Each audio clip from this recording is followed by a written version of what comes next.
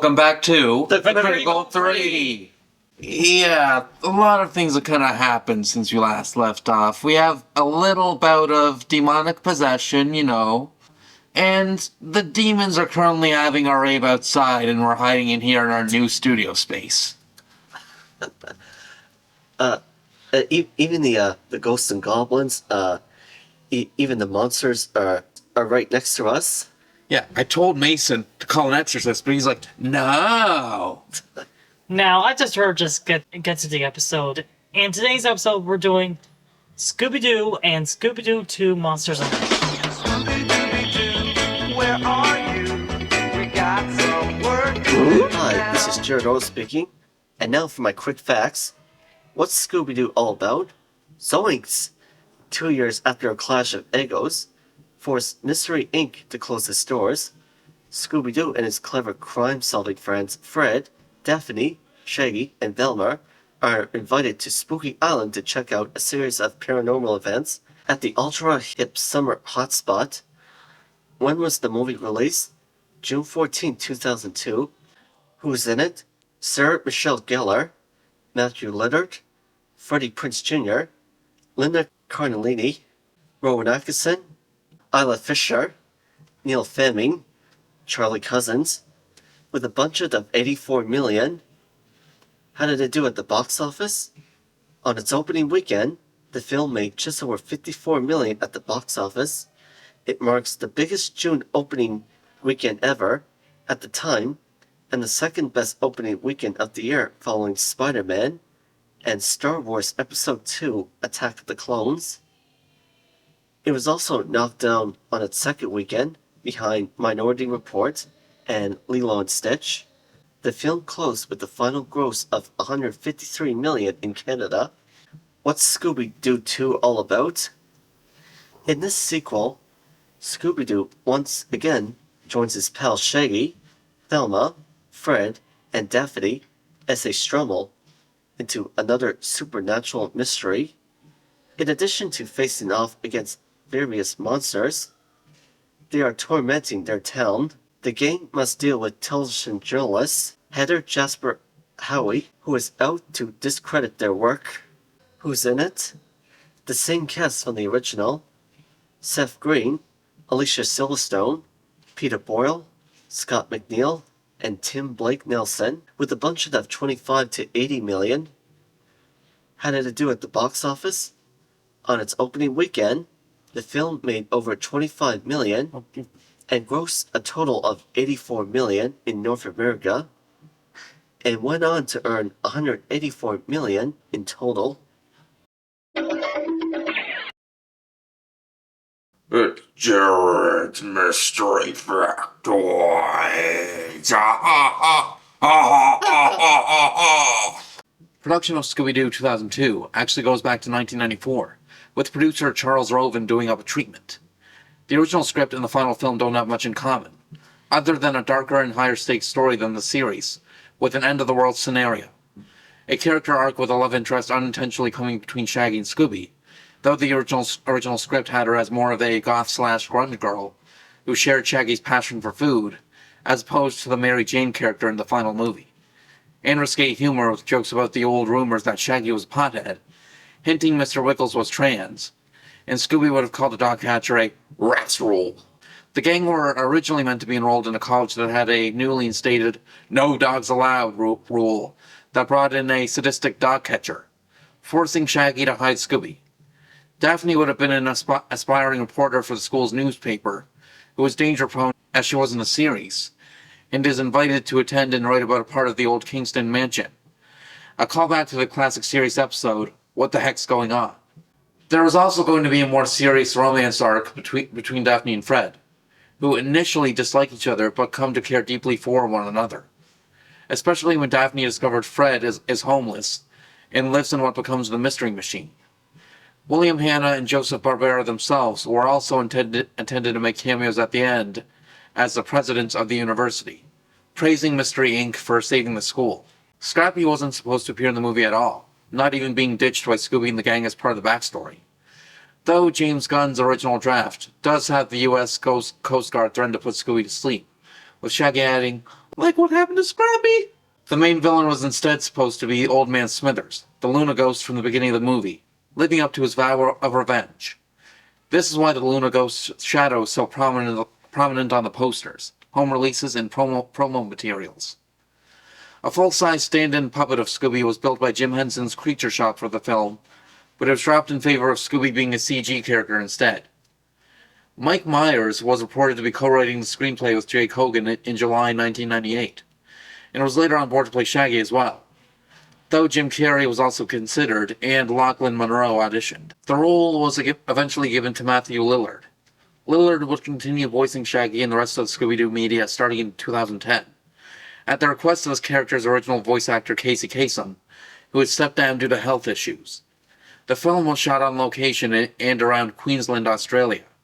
Production was started on February 12, 2001, at the Warner Brothers Movie World theme park, with over 400 cast and crew also taking over Tangalooma Island Resort for 6 weeks to film all the scenes set on Spooky Island. The film was originally set to have a much darker tone, essentially poking fun at the original series, and was set for a PG-13 rating. Shaggy was set to be a stoner, and there were many marijuana references, as if a character named Mary Jane wasn't blunt enough. At one point, Isla Fisher, who played Mary Jane, was considered to play Daphne. According to Sarah Michelle Gellar, after the cast had signed on, there was a change, and the film became more family-friendly, though some of the original adult jokes are still in the film, such as the scene with Shaggy and Scooby cooking burgers in the mystery machine, but with the smoke coming out of the van, it looks like something else. For a long time, it was reported that Tim Curry was originally supposed to play Mondavarius, but turned it down after learning that Scrappy, a character he despised, was going to be in the movie. James Gunn has since stated that the story is completely false. William Hanna, one of the executive producers for the film, died of throat cancer a year before the film's release. Sarah Michelle Gellar had to wear a red wig as Daphne, as she was still filming season 6 of Buffy the Vampire Slayer. Freddie Prinze Jr. bleached his brown hair blonde, and had to shave his head after the dye ruined it. James Gunn said he wanted Velma to be a lesbian, and for her to kiss Daphne, but executive meddling insisted the movie be more child-friendly. In 2012, Matthew Lillard revealed on Reddit's Ask Me Anything that Fred was gay in the original cut, and Freddie Prinze Jr. played him as such. In 2017, the 15th anniversary of the release of the film, James Gunn revealed in a Facebook post that there was an R-rated cut of Scooby-Doo, and that CGI was used to remove cleavage of the female cast members. Now we know where the monster's effects budget went. Scooby-Doo 2 made considerably less money than expected, but still profited, and its harsh critical reception led to a third film directed and written by James Gunn to be cancelled. The film was released on the 35th anniversary of Scooby-Doo, Where Are You? Monsters Unleashed did a very obvious lift of the Buffy the Vampire Slayer Season 2 episode, Halloween, including the main plot about monster costumes becoming real monsters, and the character development subplot of the character played by Sarah Michelle Gellar, giving her nerdy best friend a makeover in hopes of attracting the guy she's crushing on, and instead attracting the character played by Seth Green. What a weird coincidence. A gag was planned where Scooby would turn into Yao Ming when he mistakenly drinks a potion. In the final film, he turns into the Tasmanian Devil to make the film less dated. Michael Rooker was originally meant to play Old Man Wickles. Originally, many more costumes were going to be brought to life. These include the Creeper, Redbeard's ghost, the Witch Doctor, the Ghost Clown, the Ozark Witch, the Giggling Green Ghost, the Wolfman, the Atlas Horseman, and Chickenstein. Unfortunately, Warner Brothers cut the film's budget, forcing the costumes to be reduced to background cameos, merchandising, mainly promotional trading cards, and behind-the-scenes footage. Most of them were able to be included in the tie-in Game Boy Advance game. The Headless Horseman was originally meant to have a larger role in the film, with significant effort having gone to his animatronic head, in addition to originally being Fred's opponent in the jousting scene.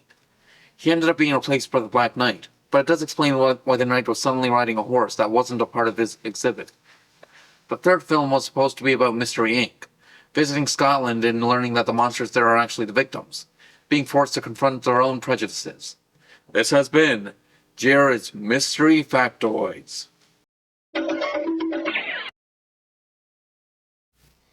Okay, let's state the obvious, Rant. Why aren't Scooby Doo the villain? I mean, granted, they give a legitimate reason as to why he's the villain, but it doesn't explain. It doesn't explain why Scooby-Doo. Scooby-Doo has been in Scooby-Doo since the 70s, and he's the cute nephew of Scooby-Doo. Like, okay, like, but that's live action. You could have the character in What's a Scooby-Doo and Chicken Scooby-Doo Get Cool and Scooby-Doo Mr. Incorporated Be Cool Scooby-Doo and Scooby-Doo and Guess Who? And why not the direct-to-video film starring the 90s? Why didn't it appear for those? It doesn't make sense!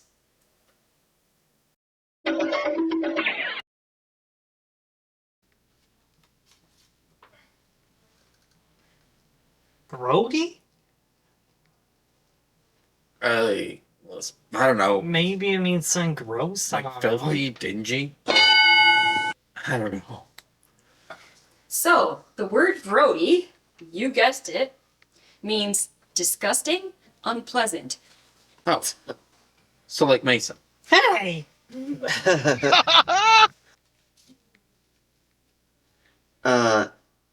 Conbar Aiden? Conboberation? Ha. Does it mean, scary? I don't know. Does it mean something like really confusing? Conboberation, a disturbance or an argument. So really, it's pretty much what goes on here every day.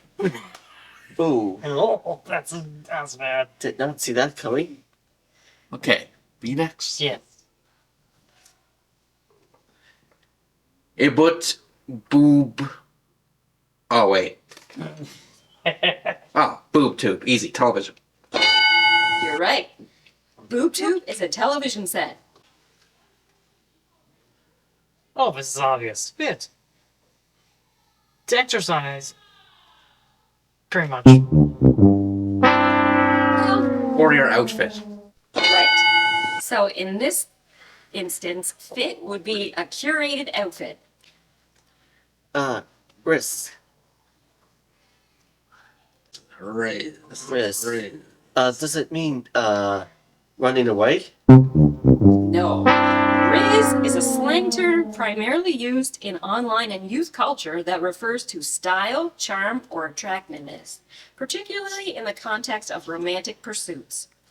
God, that explains my past relationship. Eat. To throw something. Yeet! An exclamation of excitement, enthusiasm, or triumph, often accompanied by a throwing motion. Fuddy Duddy? Oh, I guess it's something crazy.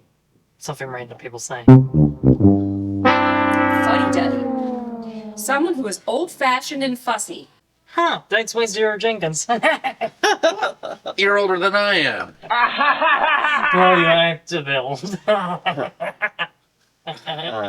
Hey. I obviously can't beat the master. Oh, come on. Okay, Chewabunga? No. Shugi. Chugi? Shugi. Shugi.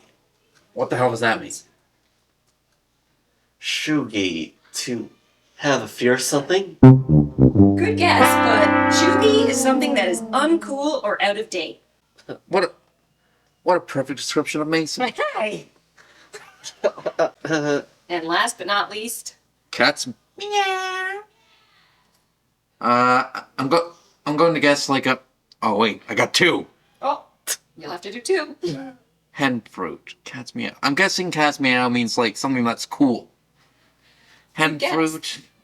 I don't know what the hell this means. So cat's meow is something exceptional or superb. Huh. I always feel like that. Yeah, right. And hen fruit are chicken eggs. Huh. Huh. Reminds me of George Jenkins. Because it's too chicken to watch Snow White in 2025. At least roosters can lay eggs.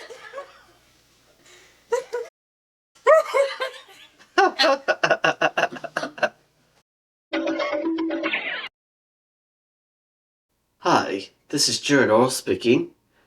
Here are my top 10 movies that featuring two dogs. Number 1, the John Wick movies. 2, The Mask. 3, Strays. 4, Call of the Wild. 5, 8 Below. 6, Marley and Me. 7, Annie. 8, the Legally Blonde movies. 9, Oliver and Company. And 10, The Secret Life of Pets movies.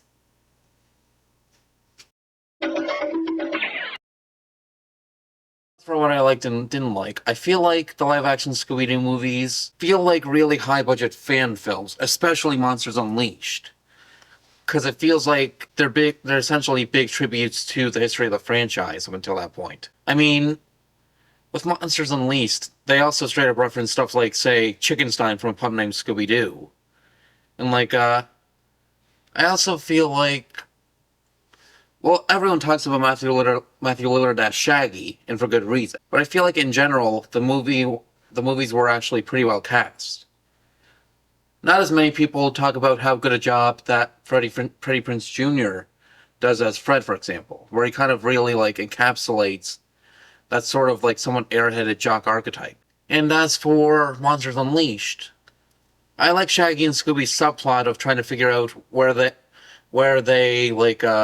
kind of role they fill on the team. And it was so good, to the point where they basically ripped it off in Scoob 2020. Now, as for what I didn't like how in the first film, at least, they give Velma a love interest that sort of goes nowhere. Especially when you consider the fact that James Gunn originally planned for her to be a lesbian. So this kind of feels like they're trying to overcorrect in the other direction by giving her a male love interest and basically being like, see? She's clearly straight, guys. And then there's another one.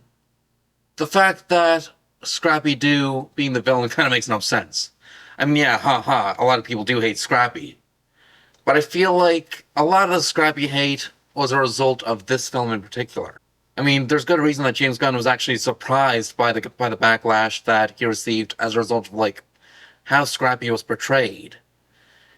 And I feel like if you compare Scrappy in his cartoons appearances, something about this feels sort of out of character about him going against a team or Mystery Inc. And when you actually kind of think about it, he's kind of justified because they literally leave him on the side of the road. Not to mention, how exactly did he get in cahoots with the demons and find out about the demonitis? True, the Scrappy do make the Scrappy do a villain thing was kind of bad. Yeah, I mean, to be fair, it would have, I guess, made more sense than what they had originally planned in making Old Man Smithers, aka the Luna Ghost, a villain. But that doesn't mean it makes sense in and of itself. Yeah, I mean, couldn't have been better if they, I don't know, made the culprit Mary Jane? That would have been more entertaining. Yeah, that actually would have been interesting. Although, then you have to wonder, what would her motive even be? They could have been saying, well, what if one of her family members was one of the villains that the team stopped? And she wanted revenge. Yeah, possibly. Or even just say, bring back one of the past villains from a previous series. That could have worked. Say they want revenge, but then you'd still have to answer how they found out about stuff like the demonitis. True. The only villain that could have worked for that would have been, if anything, is if they brought back Ben Ravencroft. Yeah. Ravenclaw? Yeah. Honestly, I thought they were entertaining though. Especially the part in Scooby-Doo 2 Monsters Unleashed. But when they look at the fridge and Scooby goes, lemonade.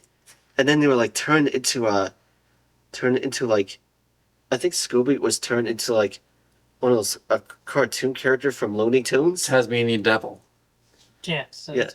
Especially the part when he was turned into a woman. Oh God! Oh, save us. Don't remind me of that. Save us from that. I think my favorite quote from Scooby Doo. I think I like the ending part for Scooby Doo 2 when he's playing the video game from the Game Boy, and he goes Game Boy. Game Boy Advance secret code.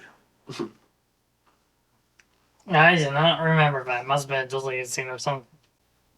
I like the setup of Scooby Doo. I like the setup. I just didn't like the twist where Scrappy's the villain. I will say the setup is somewhat similar to Zombie Island. Granted, they break up on very different terms in both Exactly. films. As for Scooby Doo 2, I thought it was kind of silly. I mean, the villain's plan was to just get revenge for being sent to prison? But at the same time, that kind of makes it feel like it was an actual full-length Scooby-Doo episode. But I'm like, what? Okay, granted. But then I think, years later, Scooby-Doo freaking Creepy comes in, and I'm like, did you steal the plot? It sounds like they stole the plot. Yeah. And like, Cotton Candy Club? I don't remember Cotton Candy Club.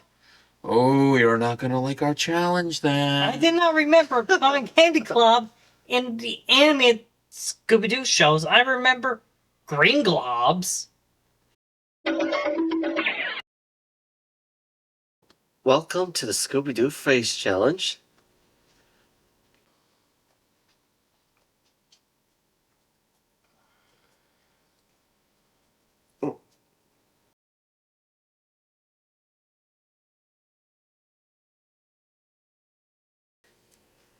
Ruby.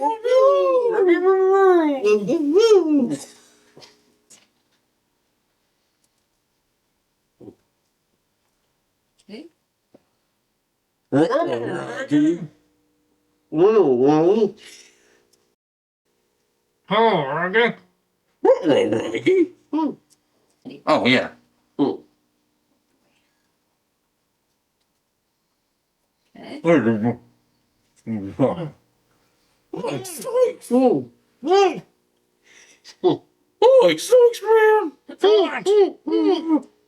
It's gay.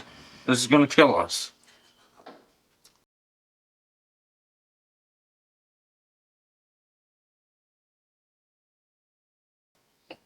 Jinkies! Oh, that's a droll. Okay. Oh, God. Oh.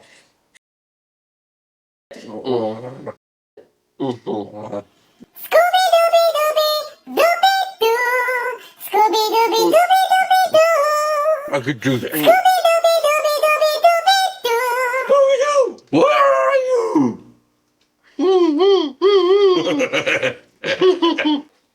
I'm having another marshmallow. Oh. Okay.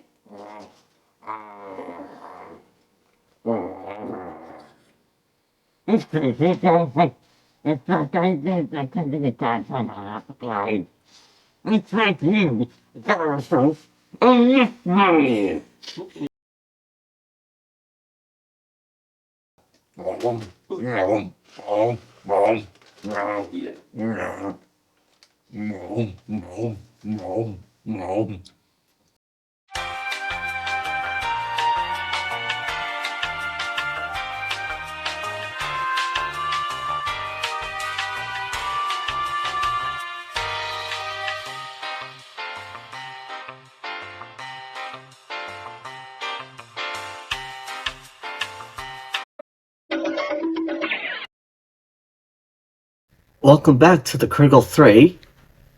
And now I'm here for a guest appearance. please welcome Aaron. Aaron, welcome to the Critical 3. Thanks for having me. It's always my pleasure. So Aaron, what's your favorite movie? My most favorite movie of all time is Pretty Woman. Nice. My most favorite cartoon of all time. Want to know that one? What's your favorite cartoon? Little Mermaid. I like The Little Mermaid too. Right. Yeah, based on everyone's favorite childhood for Disney movies. Yeah. Right. And then the remake in 2023. Yeah, the 2023 was actually really good. So what do you like most about Pretty Woman?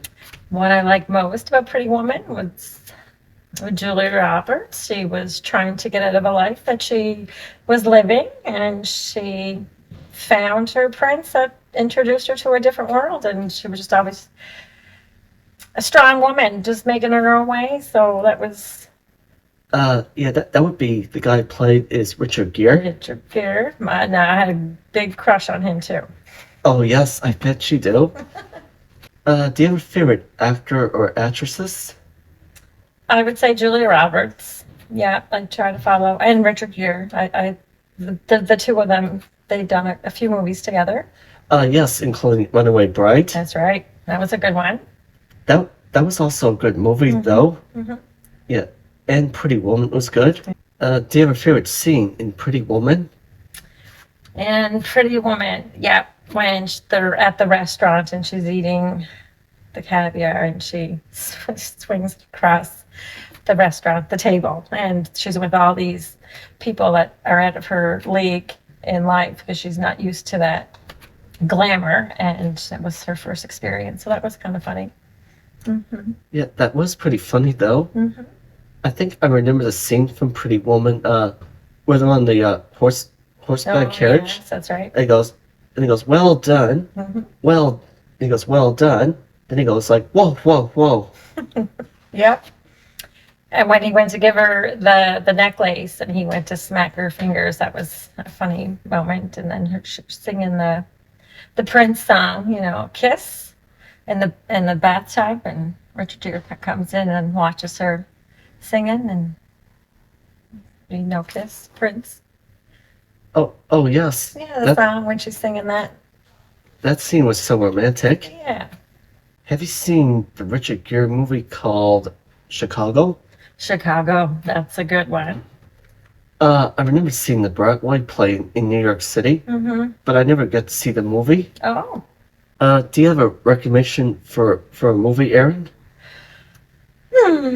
So we'll do Chicago. We'll recommend Chicago. We both agree on that one, right? Yes. Yeah. It has also good cast too, like Renee Zellweger and Catherine Zeta-Jones. Yeah. Right? They're both great actresses. Okay, and we'd like to thank Aaron for coming to the Critical 3. Thanks for having me. It's always my pleasure.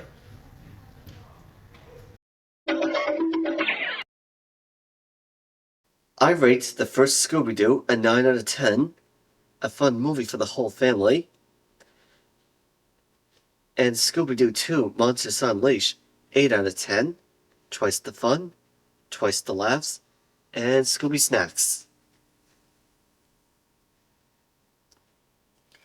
I rate Scooby-Doo 7 out of 10 Scooby Snacks. A pretty darn good setup, really bad with this Scrappy-Doo twist. I rate Scooby-Doo 2 6 out of 10 Black Knights. Seriously? Do you just want revenge? For being sent to prison by Mr. Incorporated? I'm going to go to prison. Like, come on. So as for my thoughts, well, I rate Scooby-Doo 7.5 out of 10 Scooby Snacks, because while I agree with Mason that Scrappy-Doo as a villain really doesn't make any sense, like, I don't know, I have a lot of fun when I watch this movie. Like, I mean, I actually think the writing was pretty solid. And I mean, yeah, aside from some other stuff like say, the massive amount of deleted scenes, deleting the scene which contains Linda Cardellini in a bikini, in her Linda bikini, if you will. Like, It's a pretty solid film. 7.5 out of 10. And as for Scooby-Doo 2 Monsters Unleashed, I give that an 8 out of 10. Because, like, honestly, this one, to me, more so feels like a professional fan film. With how much it feels like a big tribute to the franchise, bringing a lot of classic monsters back. And, like, well, like I said, I feel like Scooby and Shaggy's whole subplot of trying to figure out their place on the team was actually done pretty solidly. I highly recommend everyone to watch Jurassic World Rebirth. It is so entertaining. I was on the edge of my seat. The new actors were really good, featuring Scarlett Johansson and Jonathan Bailey. I enjoyed the original from 1993, featuring Jeff Goldblum, Sam Neill, and Laura Dern.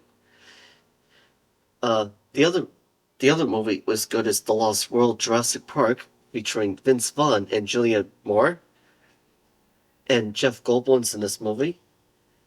The only Jurassic Park movie I never watched was Jurassic Park 3, which I have to watch on my list though.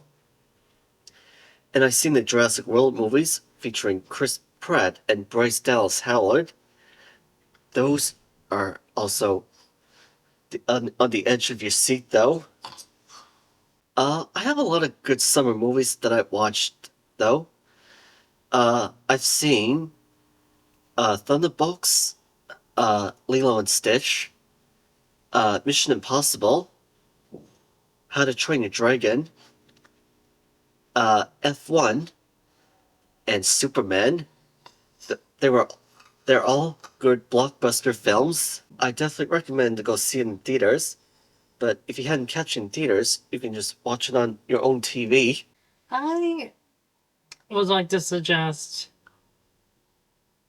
given it's the summer, and maybe people go to summer camps, how about a nice slasher? I recommend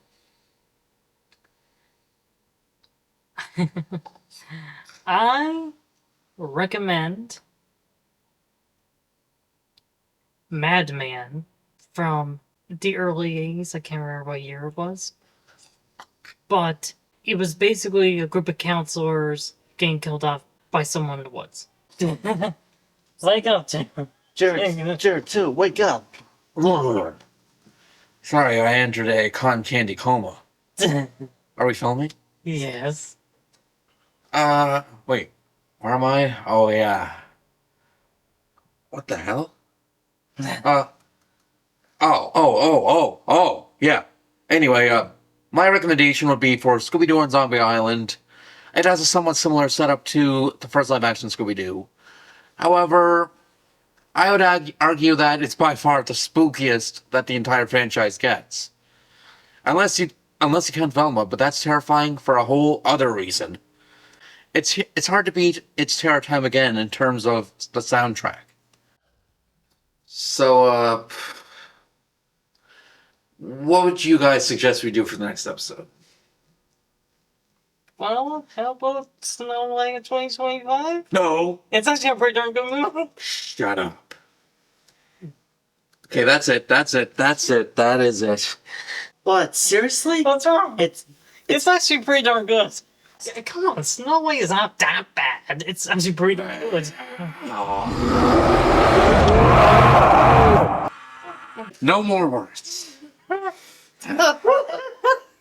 What am I going to do with you two? Throw us out in the junkyard? You know what? Yeah, that's not such a bad idea. You know what? Get out of here.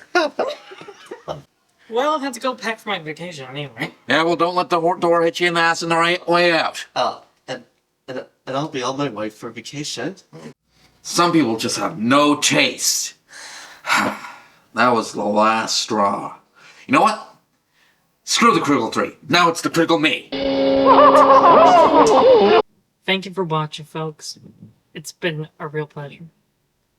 Make sure to watch this on YouTube. And make sure to stay tuned for the best episode ever! Celebrate good times! Come on! It's a celebration. Celebrate good times. Come on. Do, do, do. It's a party going on right here to have a good time. So last To bring your good lives. and laughter too. Yeah. And I've got a cotton candy hangover. Celebration. Celebration. Have a good time. Celebration. It's time to Celebrate and eat too much cotton candy. How much candy did you guys eat? Everyone around the world, come on! Oh boy. Marshmallows.